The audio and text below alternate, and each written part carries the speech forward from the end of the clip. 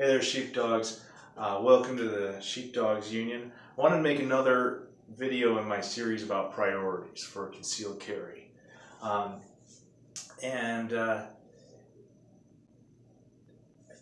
of the universal things that you'll find in the concealed carry community is the idea of never enough training. You know, you always need more training. Everybody needs more training.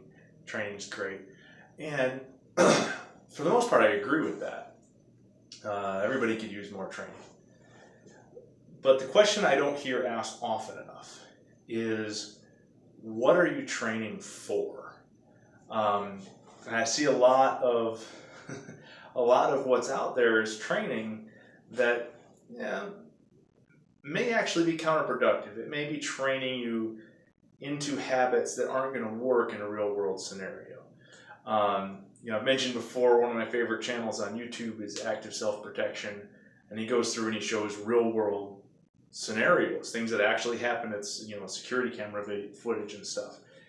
And I look at those incidents, and then I look at the the training that's out there, the drills people run, the ideas they put out there, and then I watch movies, and I'm noticing that the things that are being trained seem to look a lot more like what's in the movies than what's in those real world scenarios.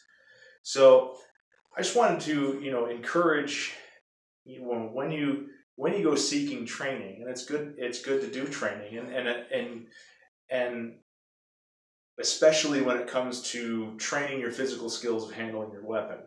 That's something you can do at home.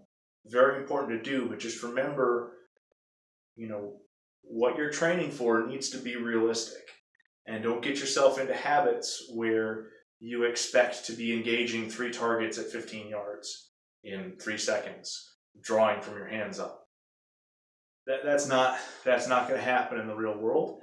And if you try to do that in the real world, odds are you're going to die. So keep that in mind. It goes back to all those other priorities I talk about,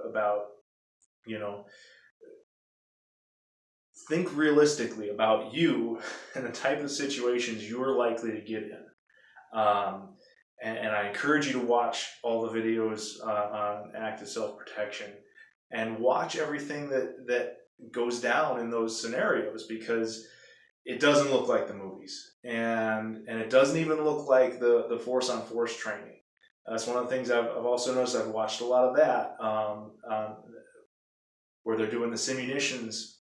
The problem with that is it's an artificial situation, and one of the things I've noticed is people they're ready and they're thinking about it, and so they end up approaching the situation a lot more like a cop would, which is great if you're a cop, but we're not cops. And if you approach every random situation like that in your life, it's likely to get you in trouble.